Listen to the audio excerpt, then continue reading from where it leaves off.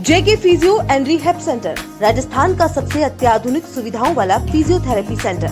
लकवा, कमर दर्द, नसों में खिंचाव जैसे रोगों का विश्वसनीय इलाज डॉक्टर पीयूष देवपुरा द्वारा। तो आज ही बुक करें अपना अपॉइंटमेंट।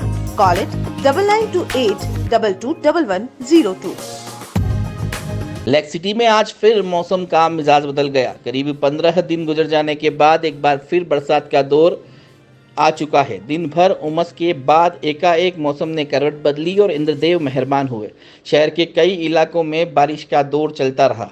मौसम सुहाना होने के चलते देर शाम को पर्यटक स्थलों पर शहरवासियों और पर्यटकों का जमावड़ा लग गया। हालांकि मानसून की दस्तक के साथ ही शहर की सभी झीलें, नदी और एनीकट लबालब हो चुके हैं। मौसम विभाग ने एक बार फिर से बरसात का दौर शुरू होने का अलर्ट जारी किया है।